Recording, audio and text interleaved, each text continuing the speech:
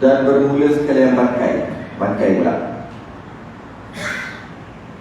Dan bermula sekalian bangkai itu najis dengan sekalian suku-sukunya.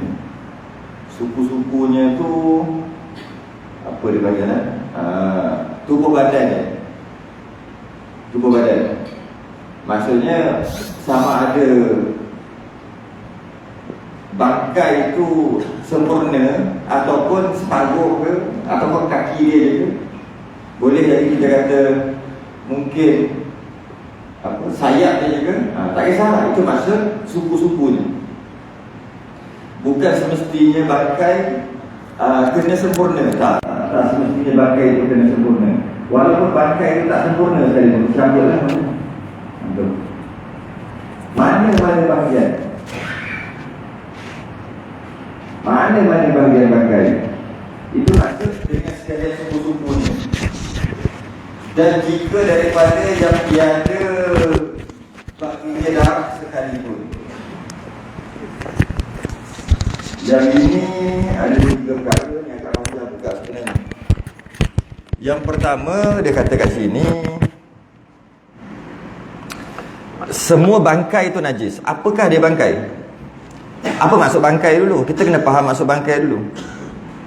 Maksud bangkai adalah binatang yang dia tak sembelih.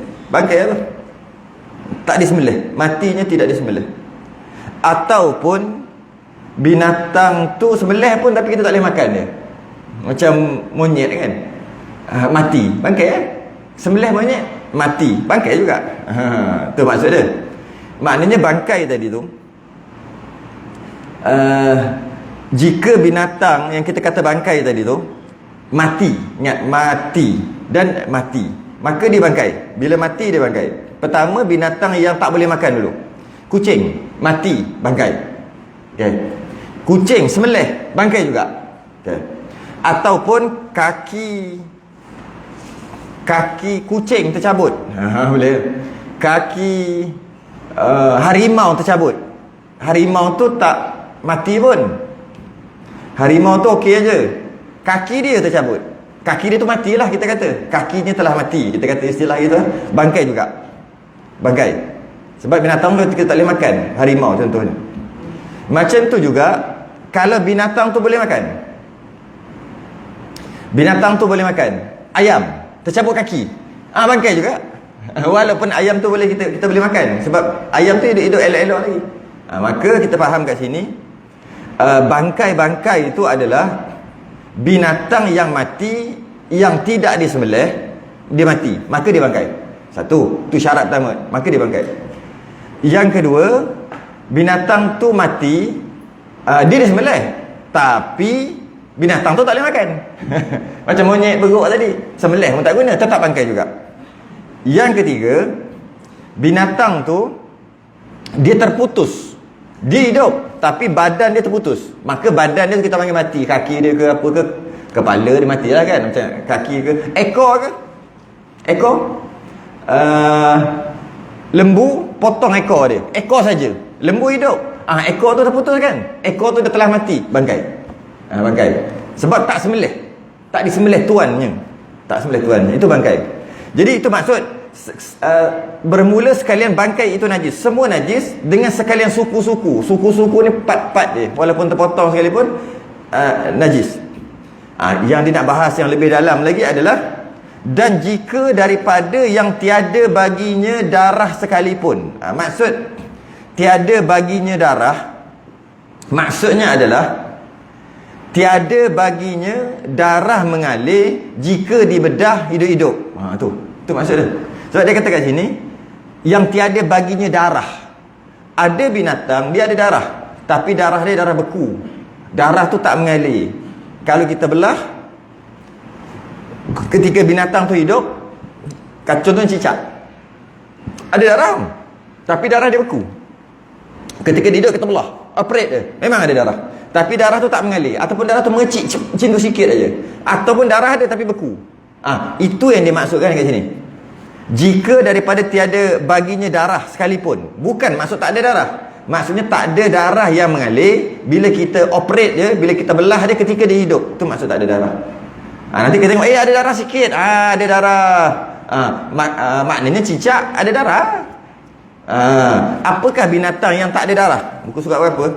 66. Rumi, Jawi 25. Jadi contohnya apa? Semut memang real tak ada darah. Okey. Maka semut tu mati, sama ada sembelih ataupun tak sembelih semut, saja je saya buat gitu, maka dia bangkai. Kelkatu mati, sama ada sembelih atau tak sembelih, bangkai. Bangkai bila bangkai najis. Bila bangkai najis. Kita ambil pula kelkatu tercabut sayap. Kan sebut tadi, awal-awal tadi, walaupun tuan dia hidup tapi sayap dia dah mati, bangkai. Okey. Kerengga mati, bangkai. Kalau hidup tak bangkai kan? Semut hidup tak bangkai. Kelkatu hidup tak bangkai. Dia mati dia baru bangkai. Sama ada dia mati sempurna seluruh badan ataupun sebahagian je yang mati, iaitu tercabut. Matilah tu kita panggil bangkai. Kerengga bangkai kalau mati semua ni. Lalat bangkai kalau mati. Kumbang, kabur, lebah, lipas, lipan, apa lagi? Itulah. Cicak. Semua tu bila mati dia bangkai. Sama ada sembelih ataupun tak sembelih. Kecuali cicak tokek. Tahu cicak tokek? Masa kecoh dulu, cicak tokek boleh ubat HIV, ramai orang bela. Cicak tu. Cicak tu ada darah. Bila kita operate dia ada darah mengalir. Itu kan tak termasuk. Jadi kita nak cerita apa ni? Kita nak cerita berkaitan dengan binatang yang ada darah. Binatang normal mestilah ada darah mengalir. Okey. Bila mati bangkai. Tanpa disembelih, bangkai. Ataupun dia tercabut ketika dia hidup, yang tercabut tu bangkai. Dia nak cerita pasal tu. Itu normal, kita tahu tu binatang. Dia pun nak tekankan lagi. Walaupun tak ada darah mengalir sekalipun. Maknanya walaupun kecil, atau bahasa Melayunya, walaupun serangga sekalipun. Walaupun serangga sekalipun, serangga tak ada darah. Ya, serangga tak ada darah sekalipun, bangkai. Itu nak tekan ke situ. Sebab tu dia tak tekan dekat binatang tadi tu. Sebab tu dia kata sekalian bangkai itu najis dengan sekalian suku-sukunya. Itu binatang biasa. Dia tak tekan. Dia kata takkan tak reti-reti lagi. Kalau binatang tu tak sembelih mati, bangkai kan? Takkan tak reti lagi. Kalau tercabut, nak buat sup ekor, cabut ekor kerat ekor lembu, buat sup bakar bangkai. Takkan tak reti lagi. Dia nak tekankan bukan yang itu. Yang orang macam agak macam tak berapa nak fikir atau macam okey kot. Contohnya semut, bangkai juga. Itu. Kelkatu alah kecil, tak ada darah pun, tak bangkai kot kalau dia mati. Bangkai juga. Dia nak tekan yang itu. Dia tak nak tekan yang binatang yang ada darah ni, sebab orang dah tahu dah memang bangkai. Dan dia bagi contoh lipan dan semut. Banyak lagi lah yang saya sebut tadi. Semuanya kalau mati, kalau dalam kitab dulu, kitab yang lama lagi, yang 300 tahun punya kitab, dia kata jika disoyokkan binatang itu ketika hidupnya, tiada darah mengalir. Jika disoyok, ada setengah kitab tu jika disiek. So maksud sama, binatang kita ambil pisau ke apa, kita patah dua, kita tarik dua, ada tak darah mengalir? Jika ada darah mengalir, dipanggil binatang yang ada darah mengalir. Jika tak ada, kita panggil binatang yang tak ada darah mengalir. Jadi walaupun binatang tu tak ada darah mengalir sekalipun, satu lagi, kenapa dia kata pasal darah mengalir? Dia tak sebut pakai darah mengalir, tapi maksudnya darah mengalir. Bila ada darah, binatang tu tak sembelih, dia mati. Bila ada darah tu najis. Bila darah tu najis, binatang tu jadi najis, jadi bangkai. Sebab tu dia kaitkan dengan darah. Sebab kalau binatang tu, asal binatang tu suci, tiba-tiba dia mati. Bila dia mati, darah tu kan najis. Darah tu masuk kat badan dia macam tu lah. Sebab tu dia kaitkan dengan darah. Habis kalau yang tak ada darah pun bangkai juga. Nak bagi tahu yang tu. Okey. Cuma najis ni secara umum dia juga dimaafkan. Kita akan bahas akan datang, saya sebut awal-awal. Dia dimaafkan nisbah air. Maksudnya kalau masuk dalam air memang najis, tapi najis yang dimaafkan nisbah air. Kalau semut masuk dalam air, bukan. Kalau semut hidup masuk dalam air, itu cerita lain. Kita ambil gula, kita bubuh dalam air. Tengok-tengok ada semut mati, bangkai, maka ada beberapa hukum di situ. Tapi secara umum, walaupun ianya najis, binatang yang tak ada darah mengalir tadi, jika dia kena air, secara umumnya dimaafkan. Secara umum. Ada 3 syarat. Ada 3 syarat. Syarat yang pertama, air itu tak berubah. Tak berubah bau, warna ataupun rasa. Lipas. Lipas, tak ada darah mengalir. Tak ada. Bila dia masuk ke dalam air, ada jenis lipas, busuk. Seekor 2 ekor je, habis air bau busuk. Maka walaupun lipas tu tak ada darah mengalir dan lipas tu mati masuk dalam air, dia dimaafkan asalnya.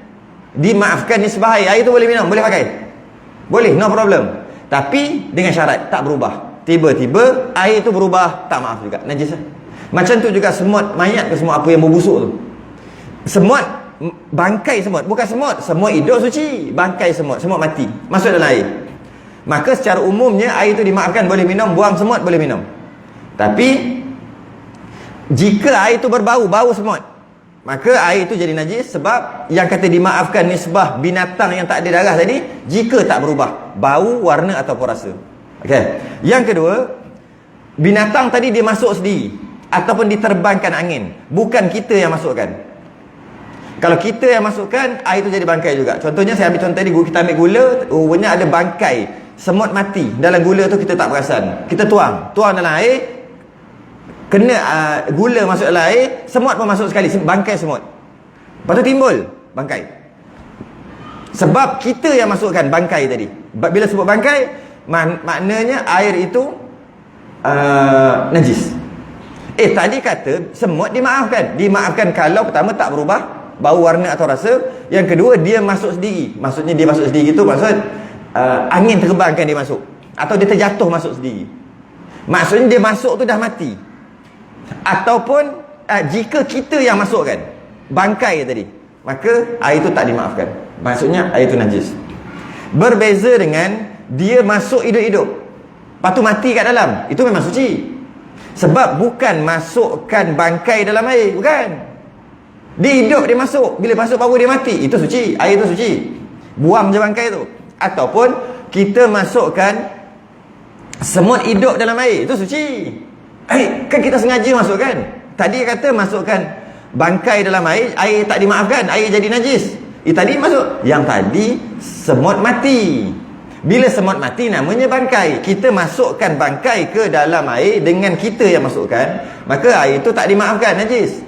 Yang kedua, cerita kedua tadi, kita masuk semut hidup. Maknanya kita bukan masuk bangkai, kita masuk semut, suci. Kemudian dia mati dalam tu, siapa suruh dia mati? Macam tu lebih kurang. Maka air itu dimaafkan juga, ataupun air itu suci. Habis tu apa bezanya? Bezanya yang tak boleh masukkan bangkai semut dalam air. Tak boleh masuk. Masuk, air itu najis. Kalau dia masuk terbang angin masuk sendiri, baru maaf. Kalau kita masukkan yang hidup, dia tak nama masuk bangkai. Dia nak nama masukkan semut yang hidup. Semut hidup suci. Kemudian dia mati. Dia mati tu sendiri. Mungkin memang sebab kita, tapi dia tak kira gitu. Okey. Okey. Kalau tak tahu, masalah. Kalau tak tahu memang masalah. Kalau tak tahu, sekarang ni kita ambil, kita masuk, tahu-tahu dah timbul. Dah tahu dah timbul. Dah timbul tu, matilah maksudnya. Kalau timbul tu berenang baru mati, dah tahulah hidup. Dia timbul. Kita ambil, dia masuk, timbul. Kat situ ada khilaf. Ulama katakan, oleh kerana kita nak kata dia najis, kita kena yakin dia najis. Kena yakin dia tu bangkai. Sekarang dia yakin tak? Tak yakin, maka dia suci. Ulama yang kedua kata, kalau kita masuk, kita tak tahu asal hukum semut adalah hidup, maka kita masuk yang hidup. Sebab kita tak tahu. Jadi, cancel, no problem. Tak ada masalah. Dari segi itu. Ada syarat ketiga. Syarat ketiga, tak ada syarat ketiga tak. Syarat ketiga ni binatang lain yang masukkan, dimaafkan juga.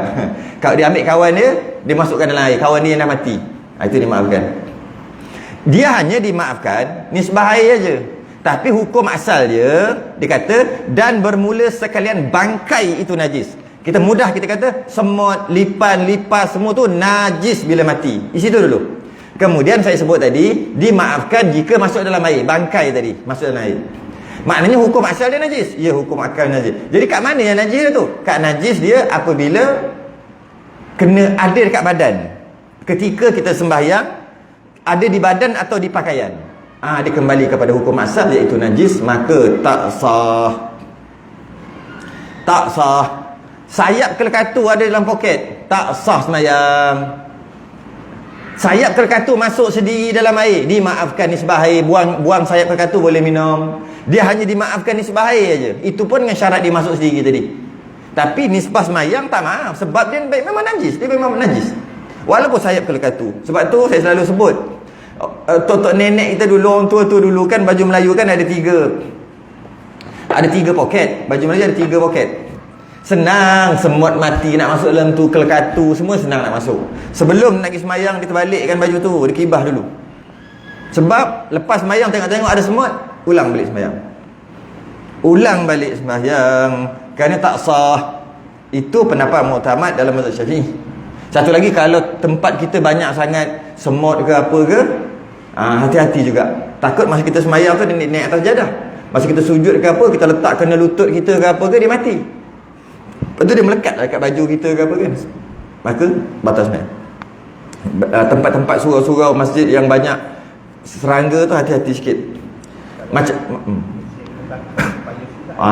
musim kelekatu. Apa nak cakap ni? Kalau time musim dia banyak sangat, okey. Yang tadi hanya pendapat mazhab Syafi'i muktamad. Jumhur mazhab, 3 mazhab yang lain, binatang yang tak ada darah mengalir suci. Tak najis. Mazhab Syafi'i sahaja. Maknanya semut apa semua tak najis, nisbah air tak najis, semayang pun sah, semua sah. Sebab dia tak ada darah mengalir. Yang hanya bersepakat semua mazhab, yang ada darah mengalir je yang najis, yang bangkai tadi. Tapi kalau 3 mazhab lagi, mazhab Hanbali, mazhab Maliki, mazhab Hanafi, 3 mazhab kata serangga yang tak ada darah mengalir tadi suci, ataupun matinya dia, bangkainya tidak najis. Masuk air pun tak najis, kena baju ke kena kat pakaian pun tak najis. Jadi waktu tu, itulah keluasan. Okey. Dan boleh juga pakai mazhab Syafi'i, istilahnya kalau banyak sangat kelekatu dia panggil umum balwa, boleh juga. Dimaafkan pada mazhab Syafi'i juga kerana umum balwa, tak boleh nak elak terlalu banyak. Dan masuk di dalam kata bangkai itu sembelihan kafir. Habis dah cerita bab tadi, bab lain pula. Dan masuk di dalam kata bangkai itu sembelihan kafir. Sembelih, tapi yang sembelih tu orang kafir. Sebab apa dia cerita pasal sembelih? Sebab saya sebut tadi, binatang yang tak disembelih mati. Binatang yang mati tidak disembelih bangkai. Ataupun bangkai lah, bangkai itu najis lah. Binatang yang mati tak disembelih bangkai. Okay. Kemudian dia kata bangkai juga sembelih, tapi orang kafir sembelih. Kenapa dikaitkan dengan kafir? Kerana syarat sah sembelihan bukan bismillah. Ramai orang salah faham. Bismillahi Allahu Akbar lah, Bismillahirrahmanirrahim lah masa nak sembelih tu. Bukan kata jangan baca. Itu bukan syarat sah sembelih. Bukan bismillah. Bismillah sunat sembelih. Takbir Allahu Akbar sunat sembelih. Sunat lagi gabung Bismillahi Allahu Akbar sunat sembelih. Bukan syarat sah sembelih. Syarat sah sembelih adalah Islam. Orang tu Islam. Jika orang tu Islam, dia sembelih tak baca apa-apa sambil nyanyi lagu lagi. Sambil nyanyi lagu lagi dia sembelih, sah. Janji orang yang sembelih tu Islam. Bila orang tu Islam, maka sah sembelihannya walaupun tak baca apa, walaupun dia dan sembelihan tu bukan untuk berhala ke contohnya, tak sah lah, sebab dia sembelih tu kerana berhala tu. Jadi bismillah tu sunat sembelih, Allahu Akbar juga sunat sembelih, Bismillahirrahmanirrahim juga sunat sembelih. Jadi yang syarat sahnya adalah orang Islam. Bila orang kafir sembelih tak sah walaupun baca bismillah. Orang Islam sembelih sah walaupun tak baca apa-apa. Orang kafir sembelih tak sah walaupun baca bismillah. Sebab tak ada kena-mengena bismillah tu dengan syarat sah. Dia sunat sembelih. Yang saya pernah cerita dulu kan, berlaku dekat satu tempat kilang penyembelihan ayam. Zaman lama dah lah. Lama dah. Saya ingat masa kecil lagi diorang duk cerita, Bangladesh, Indonesia tukang sembelih. Diorang sembelih satu-satu. Masa tu tak pakai mesin lagi. Oh, teruk sembelih satu-satu. Sekarang pakai mesin, tekan, pep, jalan. Ni dah sembelih satu-satu. Masa tu dia, kilang Cina punya orang kafir. Dia ambil pekerja sebab dia nak halal kan. Dia ambil pekerja. Bangladesh yang Islam, Indonesia yang Islam. Dan dia perhati setiap kali nak sembelih Bangladesh, Indonesia, bismillah, bismillah, bismillah, bismillah. Dia perhati bertahun-tahun sampai dia hafal bismillah tokek dia ni. Ada sekali tu diorang buat mogok, tak datang kerja. So adalah tak bayar gaji ke apa, tak datang kerja. Akhir sekali tokek tu sembelih sendiri, bismillah, bismillah, bismillah. Tak sah. Kemudian kena tangkap lepas pada tu. Masuk surat khabar tu saya tahu cerita tu. Tak sah sebab untuk sah sembelihan orang tu orang Islam, bukan bismillah. Kalau malah tak sembelih juga, kalau sama-sama sembelih. Okey, pegang dua-dua. Macam pegang apa? Pegang pisau hari jadi yang kat happy birthday to you. Macam tu kan, pegang sama-sama kan. Kalau kata hari jadi dia sama-sama. Seorang kafir, seorang Islam. Pegang macam tu. Ni pisau. Letak mana ayamnya ke kambing ke lembu macam ni. Sama-sama. 1, 2, 3. Sembelih. Bismillah sunat sah tak? Tak sah juga. Kerana ada tangan orang kafir kat situ. Tak sah juga. Tak sah. Perburuan pun sama juga. Kalau nak memburu pakai panah ke apa ke, pakai panah, seorang pegang, seorang pegang, seorang orang kafir, seorang orang Islam pegang sama. 1, 2, 3 lepas. Pup, tak sah perburuan tu. Sedangkan kalau orang Islam je, pup, kena mati dikira sembelih. Sah. Walaupun kita tak potong leher. Janji dia mati sampai dia punya hayah masbuh dia panggil. Kalau hayah mustaqirah tengah menggelupur lagi, kena sembelih. Sikitlah kalau orang kafir dengan orang Islam tak sah juga, sama-sama pegang. Kalau dia duduk kat situ tak apa, duduk sebelah, dia tengok tak apa orang kafir tu. Satu lagi ada bahas kat bawah ni ada tak? Ahli kitab ada tak? Terang-terang nanti kata aku ada kat bawah pula. Oh ada kafir kitab. Okey. Sekejap lagi kita gambar tu. Satu lagi pun sah tapi dia kafir tapi sah. Tu sekejap lagi. Dan orang yang di dalam ihram pada segala binatang yang haram memburu atasnya juga tak sah juga perburuan. Ini bukan sembelihan, ini perburuan. Orang yang duduk dalam ihram dia tidak dibenarkan berburu. Bila di istilah berburu, dia ada syarat. Syarat berburu adalah pakai benda tajam. Pertama, panah ke apa kita tajam. Yang kedua, bila sebut berburu, binatang tu binatang liar, macam kijang ke, lembu liar ke, kambing gurun ke, macam tu lah. Rusa ke, dia panggil berburu. Tapi kalau ayam dia tak panggil berburu. Okay. Bila sebut berburu, orang dalam ihram tak boleh berburu. Kalau dia berburu juga tak sah. Macam mana ni? Macam saya sebut tadi lah. Contohnya dia pakai anak lembing ke, panah ke, dia berburu. Sumpit ke, janji tajam, dia berburu. Dia tengok, dia buru. Dia tak perlu baca apa-apa kalau dia tu orang Islam. Fup, dia pergi-pergi mati ataupun dah lemah sangat nyawa-nyawa ikan. Maka dikira sembelih lah perburuan itu. Walaupun kena dekat betih ke, kena kat peha, kena kat badan ke, tak kena kat leher, tak putus 2 urat, marah urat, halkum, tak putus semua pun, dikira sah, dikira dah sembelih lah tu. Dengan cara pacak gitu aja. Okey. Dengan syarat orang itu orang Islam. Dan disyarat binatang tu binatang liar. Bukan ayam, kambing yang binatang ni. Tiba-tiba orang yang buru tu dah Islam tapi dalam ihram, tak sah buruan. Tu je nak beritahu. Tak sah. Perburuan yang tak sah. Dia kata bersalahan pada binatang jinak seperti kambing dan lembu. Kalau jinak boleh. Kalau jinak dia tak nama berburu, dia nama sembelih. Jadi orang dalam ihram boleh sembelih. Sah sembelihan dia. Kalau dia dalam ihram dia memburu, jadi bangkai.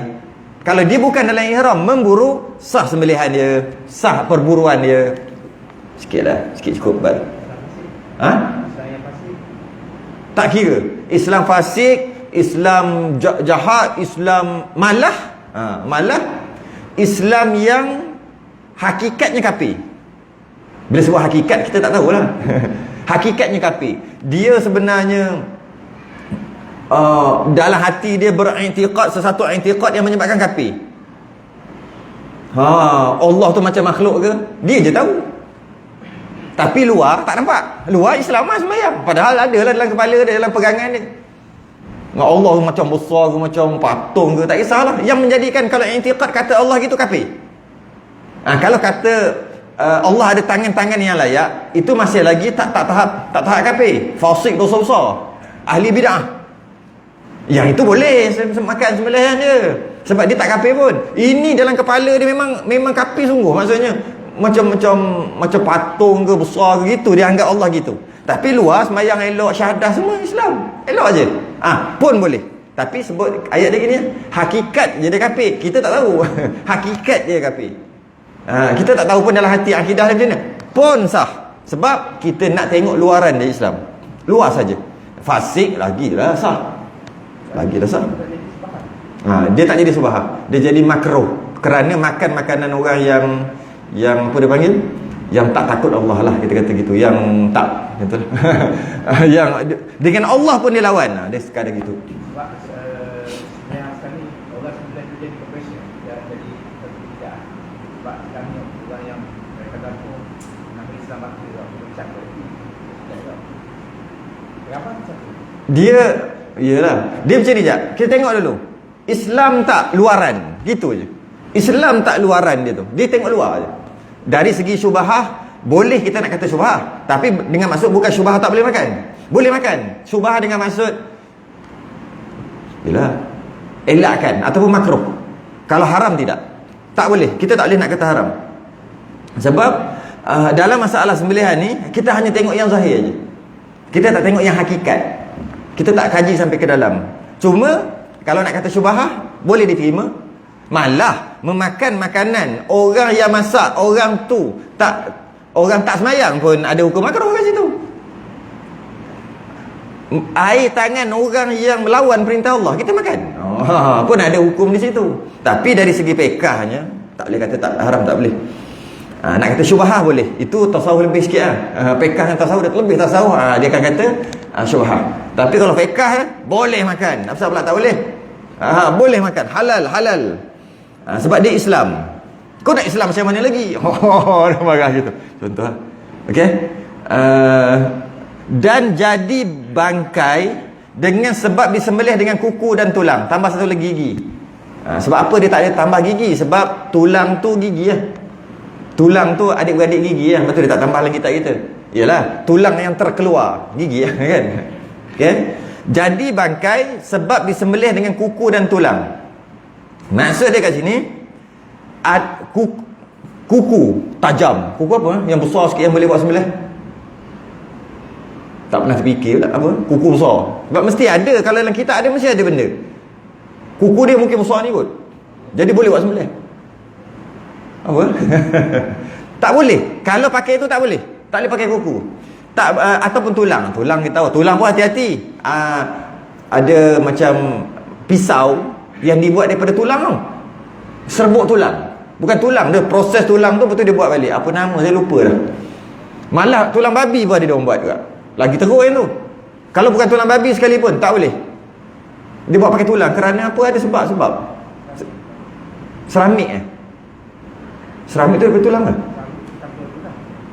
Tak boleh. Kalau betul gitu tak boleh. Yang penting tak boleh ada tulang. Tak boleh sembelih dengan tulang. Walaupun dia hancurkan, dia buat balik pun. Kalau kuku ni, rasa tak tahu lah kuku apa. Kuku elang besar ni. Besar ni kot. Tak kisahlah macam mana pun dia buat pakai kuku. Ataupun pakai gigi. Gigi tajamkan. Wallahualam macam mana caranya. Tapi kalau sembelih dengan kuku, tulang dan gigi, tak sah sembelihan. Saya pernah tanya Tok Guru tentang kenapa, apa hikmah, apa ceritanya, apa sebab pula tak boleh dengan tulang. Sebab syaratnya dengan tajam, benda tajam. Dia kata pertama kerana ta'abudi je. Ataupun ada hadis mengatakan sembelih dengan benda tajam, hendaklah kamu sembelih binatang dengan benda tajam. Nabi kata kecuali benda tajam tadi, kuku, tulang dan gigi. Itu tak boleh. Jadi ta'abudi, baca hadis, percaya gitu, ikut aja. Tak ada kata kenapa, tak ada. Macam sembelih Kenapa kita nak makan binatang kena sembelih? Kenapa? Janji mati makan dia tak ada sebab apa? Sebab apa kena putus 2 urat? Kenapa mazhab Maliki kena putus 4 urat? Mazhab Syafi'i kenapa kena putus 2 urat? Kalau putus 1 urat janji dia mati, ataupun katok dia mati terus, ataupun apa, stun dia, macam kenakan dia current tu kan, buat mati. Bolehlah makan. Kenapa pula tak boleh makan? Tak ada ta'abudi, ikut aja. Dia tak ada tak ada apa? Tak ada boleh dikaji. Mungkin tak jumpa lagi. Kenapa? Ikut aja. Alah, macam nak sembahyang ambil wuduk, kenapa? Ikut aja. Dia tak ada sebab tertentu. Jadi saya tak puas hati, saya tanya, kenapa? Tak boleh dengan kuku. Dia jadi racun ke apa ke? Ataupun orang-orang terdahulu dia nak sembah, nak mempersembahkan binatang tu untuk berhala dia, untuk Tuhan dia sembelih pakai kuku. Dia sembelih pakai kuku ke? Kita nak jawapan-jawapan macam tu. Tak dapat. Maksudnya apa? Dengar, percaya je lah. Macam tu, ikut aja. Kenapa tak boleh pakai tulang, pakai kuku? Kenapa tak boleh? Ikut semata-mata. Istilah dia panggil ta'abudi. Dalam ibadah kita, dalam agama kita, ada yang boleh kita fikir kenapa, ada yang tak boleh fikir, ikut aja. Cubalah cari. Saya sampai sekarang tak puas hati, tengah mencari. Kenapa tak boleh dengan kuku tulang? Jadi apa? Kalau apa masalah? Mungkin je lah, kemungkinan. Sebab mungkin masa dulu-dulu macam nak mempersembahkan binatang dekat Tuhan dia, berhala dia, disembelih pakai tulang, boleh jadi itulah. Kita tak nak sama dengan mereka, boleh jadi gitu. Dan diharuskan makan akan sembelihan kafir kitabi. Kafir kitabi ini ahli kitab. Apa maksud kafir kitabi? Yang berpegang ia dengan kitabnya. Apa maksud kafir kitabi? Kitab itu kitab. Bila sebut kitab, 4. Zabur dah lama sangat, tak adalah. Taurat, Injil, Quran. Quran tak termasuklah, Quran tu kita Islam. Jadi masuk kitab 3 lah. Dan yang paling ramai, yang paling biasa kita dengar, dia panggil ahli kitab. Kafir tapi yang ada kitab dan berpegang dengan kitab dia. Atau istilah dia panggil ahli kitab. Bukan boleh makan sembelih je, nak kahwin dengan dia pun boleh. Dia tu Islam, lelaki Islam, perempuan kafir kitabi, sah, walaupun isteri dia bukan Islam. Perempuan tu bukan Islam, boleh. Tapi tak boleh terbalik. Terbalik tak boleh. Lelaki ahli kitab, perempuan Islam, tak boleh. Tak boleh. Maknanya boleh kahwin, okey. Makan sembelihan dia pun boleh, tapi dia kata ada syarat. Syarat dia kena ikut kitab dia. Soalannya, ada ke ahli kitab? Ahli kitab ni Bani Israel, keturunan turun temurun Nabi Yaqub. Sekarang dipanggil ortodoks. Malah ortodok pun dah tak berapa nak todok dah. Dah moden dah. Satu lagi Protestan, protes. Dia tak puas hati dengan ortodok. Ortodok ni bahasa Melayu kolet lah kan, ataupun lama ni. Apa lah, tak boleh minum arak, kena sunat. Ortodok tu kena sunat, tak boleh makan babi. Apalah, protes. Dia panggil Protestan. Protes tu yang masa apa? Masa ada mayat dia menyanyi tu. Tok imam dia menyanyi, makmum habis menyanyi, sambil pegang apa keranda nak masuk dalam kubur dia tu kan, nyanyi R&B. Lepas ni cari dalam YouTube, ada best tengok. Apa punya agama gini ni? Protestan. Ortodok tak gitu. Ortodok puasa, taat pada suami, tutup aurat, macam Islam lebih kurang. Tapi kalau kita tengok lain sikit tudung dia, tapi lebih kurang. Tak makan babi, riba dia jauhi, simpan janggut, akhlak baik, warak. Hampir sama dengan Islam. Semayang pun dah hampir-hampir sama. Cuma satu je, tak boleh terima Nabi. Nabi bangsa Arab. Sorry lah, kita semua geng Bani Israel, tak terima. Itu je. Dan dia ikut agama dia. Soalannya, ada ke sekarang? Macam tak ada dah. Adalah orang yang mendakwa, ada di Yaman sikit, ada di Mesir sikit-sikit, ada di Madinah ada sikit-sikit gitu. Itu pun dakwaan yang pegang betul-betul. Hakikatnya Allah Alam. Setengah ulama' kata, ulama' sekarang lah, ulama' kontemporer kata tak ada dah. Ahli kitab ni tak ada dah. Semuanya dah jadi moden dah. Dia tak ada yang ortodok, tak ada. Nama ortodok tu ada lagi, tapi kitab dia pun dah tukar. Yang tukar-tukar kitab, yang seleweng kitab ni, yang Protestan ni. Tapi dengan ortodok pun tukar dah sekarang. Jadi oleh sebab tu, itulah kafir kita. Jadi bahaya juga. Jadi kalau kata dia sembelih boleh, tu je. Melainkan bangkai anak Adam. Melainkan bangkai anak Adam. Melainkan bangkai anak Adam. Bangkai anak Adam maknanya Kenapa kata bangkai anak Adam? Anak Adam tu manusia. Manusia ni bangkai lah. Kan dah sebut tadi, apa sahaja yang mati, binatang yang mati tanpa disembelih, maka jadi bangkai. Kalaulah dia boleh makan, binatang tu boleh makan, dia sembelih, tak jadi bangkai. Tak sembelih, jadi bangkai. Kalau binatang tu tak boleh makan, sembelih pun jadi bangkai kan? Manusia boleh makan ke? Kan tak boleh makan manusia. Maka mati dia sembelih ke? Sembelih pun bangkai, tak sembelih mati macam tu pun bangkai. Istilah dia panggil bangkai anak Adam. Nak bagi terasa sikit. Tapi macam kasar lah bangkai. Ada orang meninggal, bangkai dia dah tanam, dah kambuh belum? Bangkai dia dah kambuh ke belum? Tapi itulah maksud dia. Itulah kita. Akhir sekali itu jadi kita. Jadi bangkai dan akan dikambus. Kita cepat-cepatlah bungkus, lepas tu kambus cepat-cepat. Busuk kohong. Ada orang cakap tu. Saya pernah dengar cakap. Bunyi macam itulah. Tapi itulah hakikatnya. Bangkai anak Adam, kita lah bangkai anak Adam. Iaitu kita mati, jadi bangkai. Dia kata melainkan, maksudnya tak najis. Itu maksud melainkan tu. Manusia mati walaupun tak sembelih ataupun sembelih, sepatutnya bangkai. Tapi dia ada kecuali. Istisna dia tak najis kita. Okay? Dan ikan dan belalang. Ikan dengan belalang pun ada sembelih? Tak ada sembelih. Tak najis. Maka iaitu suci lagi halal dimakankan dia. Dimakan tu ikan dan belalang.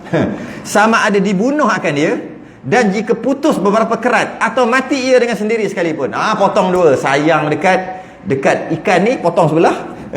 Masuk balik, dia hidup balik. Ikan sebelah contohlah kan. Kalau hidup balik, maka makan ini boleh makan. Lepas tu rasa esok lusa nak makan, ambil sebelah lagi. Boleh kalau dia hidup kalau dia hidup lagi. Kalau dia tak hidup, dah jadi busuk dah.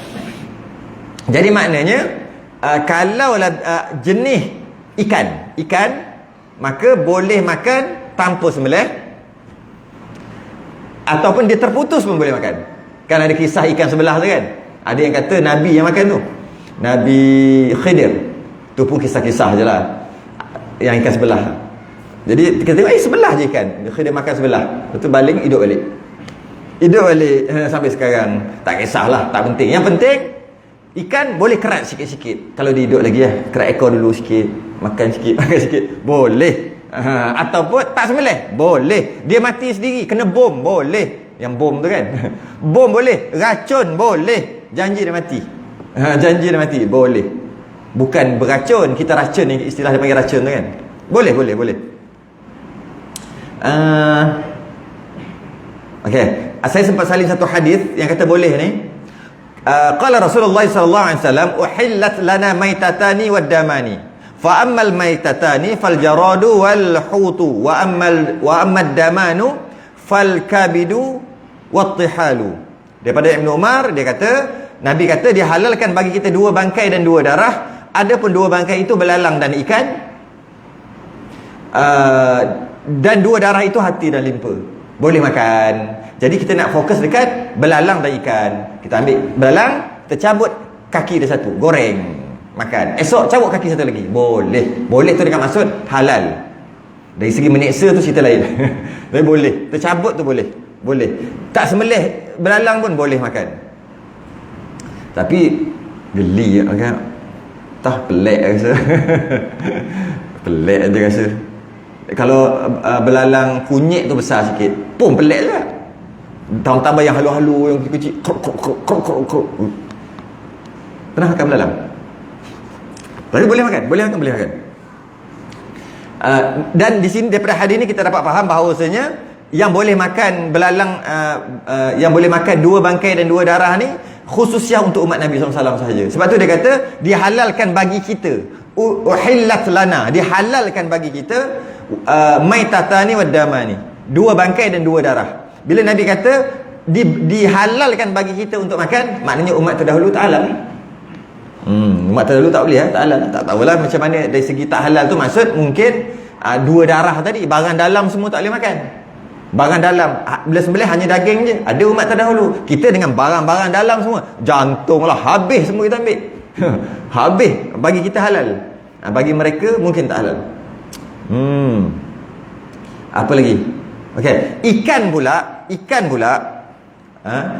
pada mazhab Syafi'i, bila Nabi sebut ikan, Nabi jawami'ul kalim, bercakap satu tapi maksud banyak.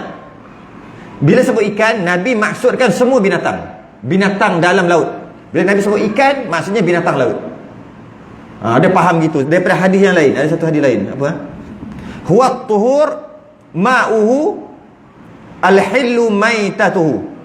Bila dalam kisah Tamim Ad-Dari, seorang sahabat yang jumpa Dajjal tu, saya tak nak cerita pasal Dajjal tu. Dia jumpa Dajjal yang terikat di satu pulau. Saya tak nak cerita tu. Nak cerita masa dia nak balik, lepas dia jumpa Dajjal tu, dah temu bual Dajjal tu, nak balik, air tak ada. Untuk dia wuduk semua tak ada. Air untuk minum je ada. Akhir sekali dia kata, boleh tak pakai air laut ni? Dia sabar dulu sampai dia tak pakai air laut lah.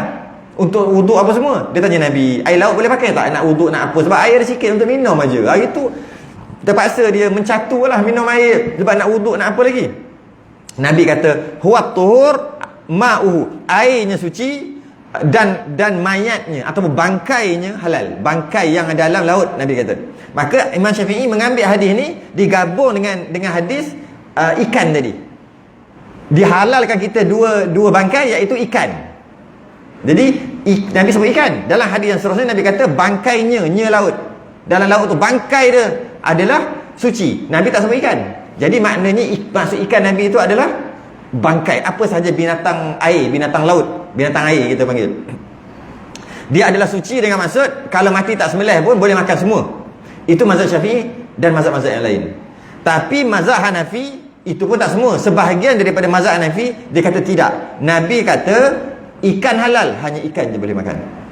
Selain daripada ikan tak boleh makan. Mujur kita mazhab Syafi'i. Selain daripada ikan, ikan dan bentuk ikan je macam ni. Macam ni bentuk ikan ada tu.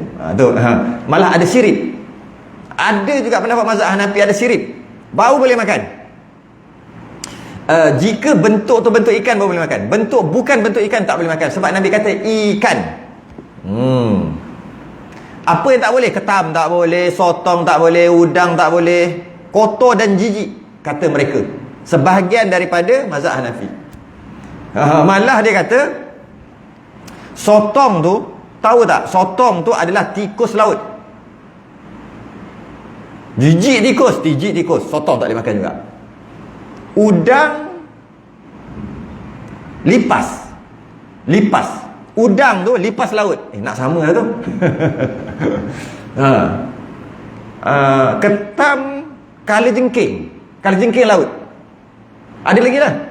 Macam anjing tu lagi tak boleh makan. Anjing laut tu, anjing laut tu kan, tak boleh makan juga. Sebab memang real punya anjing laut. Lepas tu gajah laut, semua tu kan, tak boleh makan. Yang boleh makan ikan aja, ataupun bentuk dia macam ikan gitu. Sebab dia tak cukup syarat. Tak cukup syarat ikan. Itu mazhab Hanafi. Melainkan anak Adam, sama lagi, maka haram dimakan.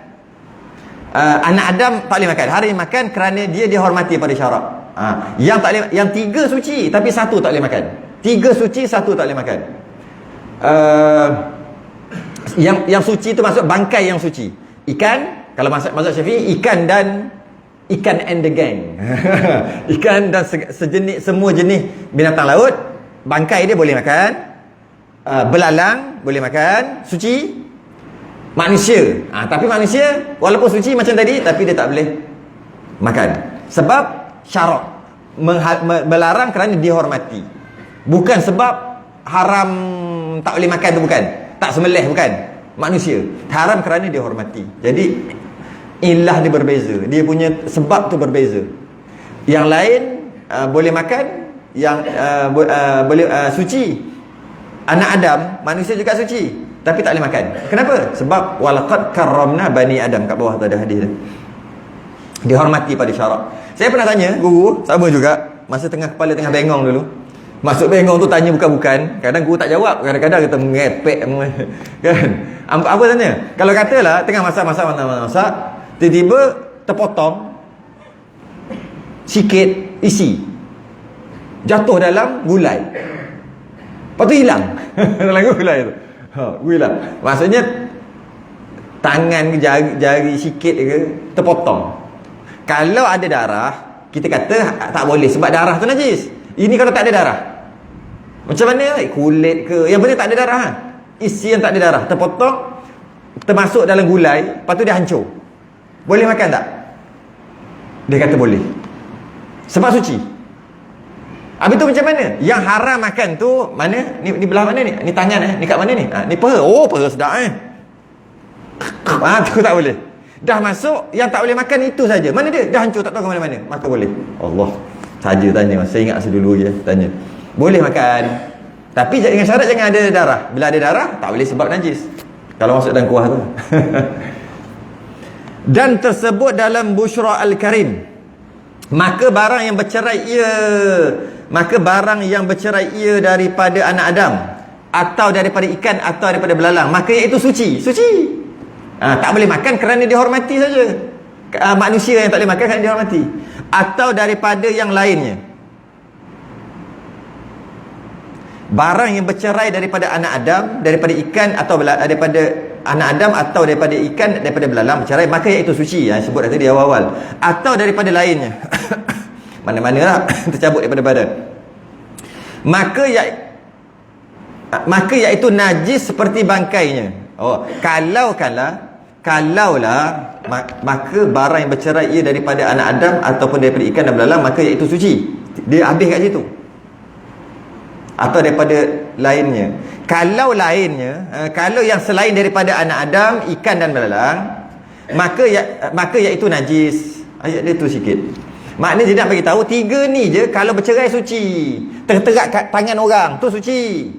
Maksud suci tu kalau pegang suci lah, bukan najis. Cuma tak boleh makan sebab dimuliakan. Itu kalau orang. Kalau binatang terpotong, binatang pula ikan, belalang terpotong, suci, boleh makan. Itu nak bagi tahu. Selain daripada 3 ni, jika terpotong macam tu, najis. Itulah. Macam dah sebut tadi dah. Macam ekor ke kaki kambing tercabut dua, tapi kambing hidup lagi. Sedap buat sup kaki ni, ambil tak boleh. Yang boleh 3 aja. Manusia, ikan, belalang. Manusia pun tak boleh juga makan sebab dimuliakan. Jadi hanya 2 je, ikan dan belalang. Kecuali yang lain-lain semua tak boleh. Okey? Sebab apa? Yang tercabut tu najis, seperti bangkainya, seperti tuannya. Kalau tuan dia mati kan jadi, kalau tuan dia mati tak sembelih kan jadi bangkai. Jadi yang tercabut tu kira bangkai juga. Tu. Melainkan Farah. Apa Farah ni? Kasturi yang bercerai ia pada waktu hidup ibunya, dan jikalau adalah ia dengan ihtimal sekalipun. Kecuali kasturi yang bercerai daripada ibunya. Yang bercerai daripada ibu. Kasturi ni dia dekat kijang. Dia dekat perut kijang, lebih kurang lah dekat perut kijang. Perut kijang. Lepas tu ada dia panggil bintil atau kantung. Dia makin lama makin besar. Kan? Kemudian benda tu tercabut daripada tuannya, sedangkan tuannya hidup-hidup lagi. Kalau tercabut daripada tuannya, bintil kasturi tadi tu. Kasturi lah kita kata tercabut. Kita kata kalau tercabut, tuannya tak sembelih lagi, hidup-hidup. Yang tercabut kan najis, macam lembu tadi. Yang itu tak najis. Dia akan bincang kat bawah lagi ni. Yang itu tak najis. Itu dikecualikan. Kasturi saja dikecualikan. Ni kasturi betul ya. Bukan kasturi yang kasturi macam-macam lah, putih lah, kun macam-macam kasturi dah ada. Ini kasturi kijang. Yang kasturi yang berasal daripada kijang. Mari kita tengok, kita baca apa maksud dia. Dan demikian lagi, suci kasturi yang bercerai ia kemudian daripada mati ibunya. Hidup dulu lah. Ni dah mati, hidup dulu. Kijang tu hidup. Kemudian bintil, apa dia panggil lah, kantung, boleh juga kantung, akan membesar-besar dekat perut dia. Makin lama makin besar. Bila dah masak, istilah kita panggil masak lah. Kasturi itu adalah darah sebenarnya. Kasturi itu berasal daripada darah kijang. Lama-lama duduk dalam tu, lama sampai dah masak. Istilah kita dah masak. Masak, dia jadi beku. Kasturi itu jadi beku. Ataupun darah tadi jadi beku. Bila beku tu baru nama kasturi. Ibu kijang tadi, tuan badan kijang tadi, tuan punya kasturi tadi, dia akan rasa gatal ataupun macam tu tak sedap, dia akan kibas. Macam itulah istilahnya. Kibas dekat pokok ke kat mana? Kibas gitu, macam mana dia genyeh macam mana tahu? Dia akan tercabut. Dia akan tercabut. Bila tercabut, kan kita tahu yang tercabut daripada binatang yang hidup, yang mana tak sembelih. Walaupun binatang tu boleh makan, yang tercabut dia tu kan jadi najis. Sebab darah tadi tu kan jadi najis binatang tu. Lainlah bulu tercabut tak jadi najis. Ini bukan bulu, kantung semua. Ya malah ada darah dalam tu. Bukan darah beku. Darah yang telah beku. Jadi sepatutnya najis tak najis. Tak najis. Itu ketika hidup. Dengan syarat dah masak ataupun dah jadi kasturi. Dia ada bincang lagi bab ni. Dan demikian lagi suci kasturi bercerai ia kemudian daripada mati ibunya. Dan jika jadi kasturi itu dahulu daripada matinya. Inilah baru kita masuk. Dan jikalau adalah ia dengan ihtimal sekalipun. Yang atas tadi tu saya tinggal kejap. Dan jikalau ia dengan ihtimal sekalipun. Dan kalau kita kata agak-agak sekalipun. Ihtimal tu agak-agak sekalipun. Macam mana kita nak faham itu? Kejap, kita faham yang ini dulu. Dan demikian lagi suci kasturi yang bercerai itu kemudian daripada mati ibunya. Jika jadi kasturi itu dahulu daripada matinya. Maksudnya dah jadi kasturi itu dah masak. Ibu dia tiba-tiba mati sebelum dia tanggalkan. Dia tak tanggalkan lagi. Dia ada lagi. Ibu dia mati. Bila mati, dah mati. Bila ibu dia mati tak sembelih, maka bangkai lah. Mana boleh makan kijang tu, bangkai. Bila bangkai, semua bangkai. Semua bangkai dengan bulu-bulu bangkai. Okay? Dalam semua tak boleh makan bangkai. Termasuklah kasturi tadi bangkai. Sebab mati. Dia tengok. Kasturi tu, yang kata kasturi tu, jika dia tak sempurna masak, tak jadi lagi, dia akan jadi macam air, macam darah lagi, macam cair. Maka tak sempurna masak, najis lah. Kalau dah siap masak dah, cuma dia tak buang lagi je. Tak sampai masa dia nak buang lagi. Ibu nak buang, mati dulu. Dah masak, maka suci juga kasturi tu. Walaupun ibu dia mati dah. Mati dah. Cuma dengan syarat kasturi tu dah siap beku dah. Dah jadi beku, dah jadi masak, dah jadi macam nak sebut tu. Payah lah bab ni. Dia macam macam tu. Macam batu tu. Maknanya dah keras, dah masak. Maka walaupun ibu dia dah mati, kasturi tu kekal suci. Walaupun baru naik atas. Jikalau adalah ia dengan ihtimal sekalipun. Kau agak-agak, kita mana tahu umur dia ni. Dia mati dulu ke bila dia mati baru kerah ke macam mana sebenarnya? Aku rasa lah boleh. Kita akan rasa yang tu lah. Ini jadi kerah dulu baru dia mati. Okey, suci. Walaupun ihtimal sekalipun. Walaupun agak-agak ihtimal sekali pun.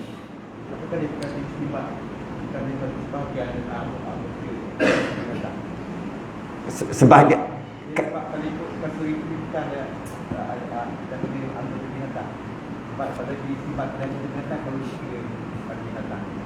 dia macam anggota lah kan. Dah dekat dia tak panggil anggota. Dia panggil apa? Sebab dia ni kat bawah dia tu, perut dia tu. Kalau sifat pada anggota badan, itu kalau dia mati, kalau itu mengatakan bahawa dia masih boleh pakai. Kan? Masih sebagian daripada badan, anggota badan kita mati, pada suri kita tak pakai. Okey.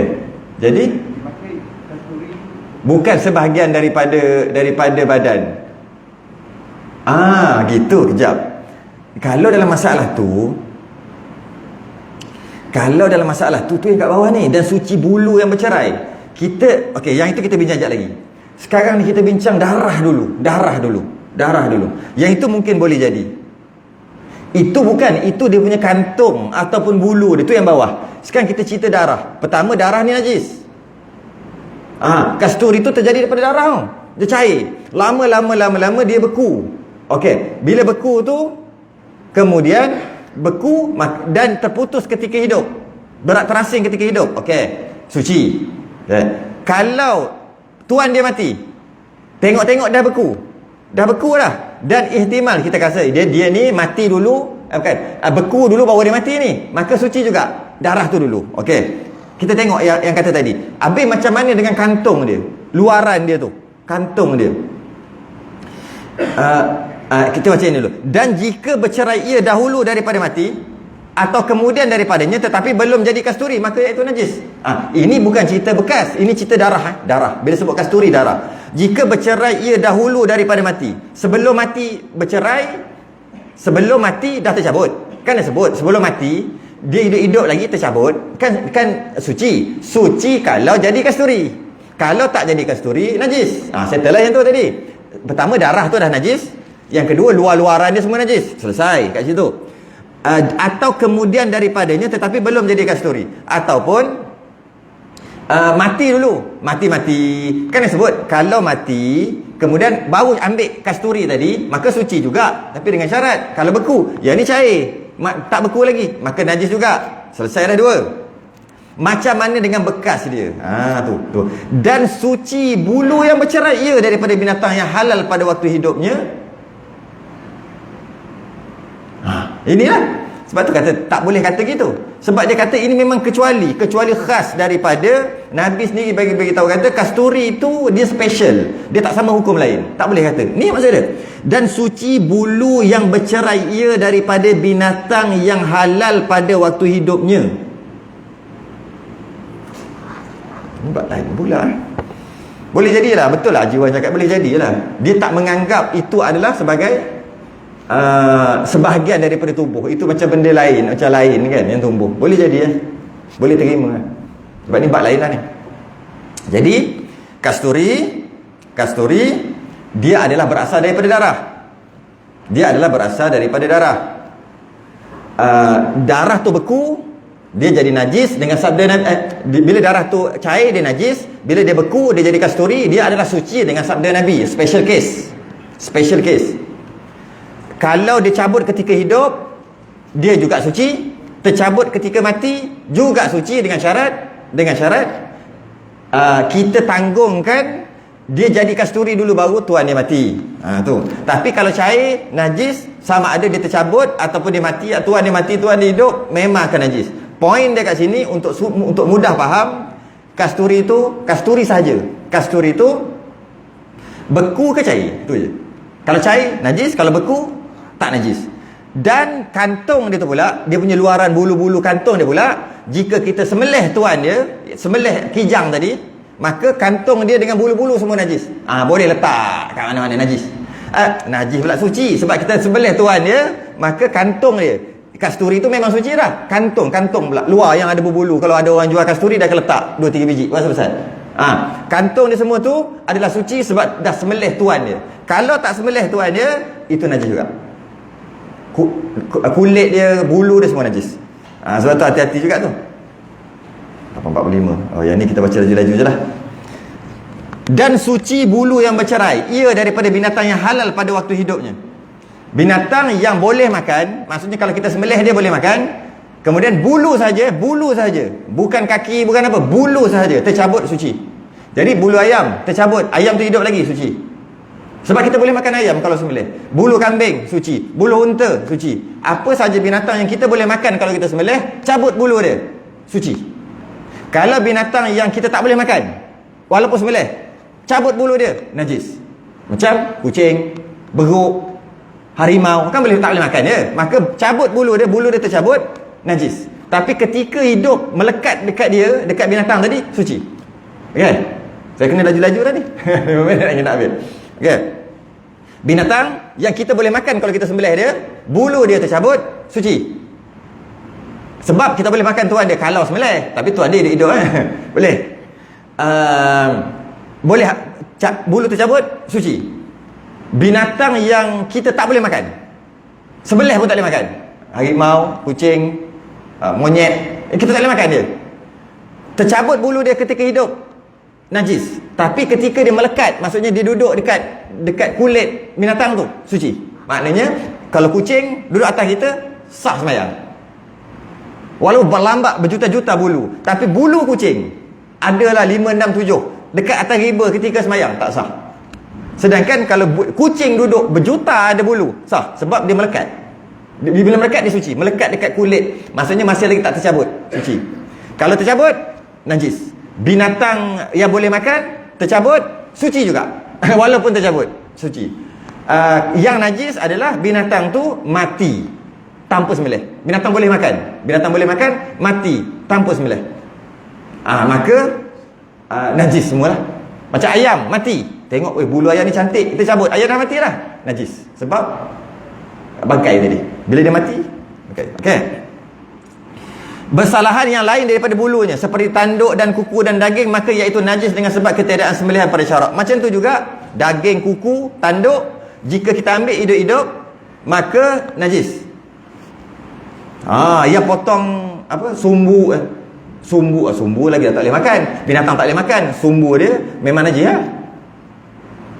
Tanduk kebau hidup-hidup lagi potong, najis. Najis.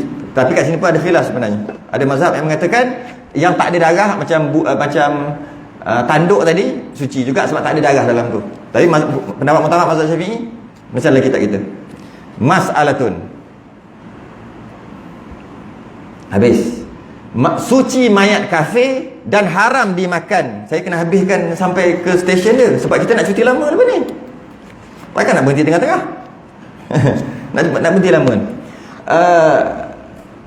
Mas'alatun. Suci mayat kafir dan haram dimakan. Mayat orang kafir pun suci, tapi haram makan. Memanglah macam tadi orang Islam pun haram makan. Akan dia seperti mayat Islam, jua. Dihormati pada syarak kerana firman Allah Ta'ala, walaqad karramna bani Adam. Sesungguhnya Allah telah muliakan Bani Adam. Bukan cerita kafir Islam, Bani Adam. Anak cucu cicit Nabi Adam mulia, sama ada kafir ataupun Islam. Maka tak boleh makan walaupun dia kafir. Pelik lah ni. Dan makna mulia itu tiada hukum dengan najis. Maksud mulia tu bukan nak kata dia tidak, tak najis. Dengan sebab matinya Islam atau kafir. Dia mati Islam ke mati kafir, tetap dia tak najis. Itu maksud mulia tadi. Adapun firman Allah Ta'ala surah At-Taubah ayat 28, innamal musyrikuna najasun, hanya segala kafir itu najis. Apa maksud pula? Tadi surah Al-Isra ayat 70, walaqad karramna bani Adam. Maksud dimuliakan adalah dia tu tak najis, sama ada di Islam ataupun kafir, hidup ataupun mati, tak najis. Tiba-tiba ayat yang lain mengatakan musyrikun, orang syirik, orang kafir tu najis. Mana satu? Mana satu? Maka dikendaki dengan najis itu, najis i'tiqad mereka di dalam hati. I'tiqad mereka kata Tuhan 2, 3, 4, 5, Tuhan batu, Tuhan itu yang najis i'tiqad. Wajib kita jauhkan daripadanya seperti najis. Malah lebih pada tu lagi. I'tiqad kata Allah ni macam makhluk, ataupun Tuhan mana 2, 3, Tuhan banyak, Tuhan gini-gini, yang memakhlukkan Tuhan, kita kena buang seperti kita buang najis. Malah lebih pada tu lagi. Sebab tu innamal musyrikuna najasun. Musyrik ni, kafir ni najis. I'tiqad dia najis. Bukan najis badan mereka, bukan. Badan mereka sama ada pada waktu hidup atau mati. Inilah qaul yang mu'tamad.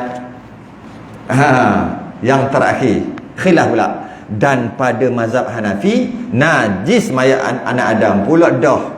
Mazhab Hanafi, anak Adam yang mati najis.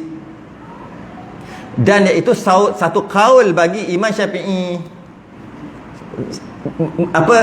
Mazhab Syafi'i pendapat, bila satu kaul tu pendapat dhaif lah mazhab Syafi'i. Termasuk juga mazhab Hanafi, bila manusia mati najis, tapi dan suci ia dengan dimandi akan dia. Lepas mandi jenazah jadi suci. Melainkan anbiya dan syuhada, maka keduanya suci. Yalah, Nabi dan Rasul suci lah. Malah ketika hidup semua keluar kat mana-mana pun semua suci kan. Yang dia panggil fudalat tu. Ya. Apa dia? Oh, bulu kucing.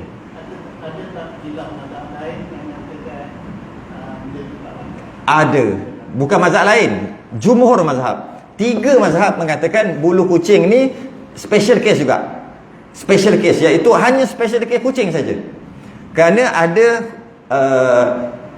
suruhan ataupun hadis khusus. Nabi kata anjing untuk orang kafir, kucing untuk orang Islam. Mereka kucing bermain-main di kaki kamu.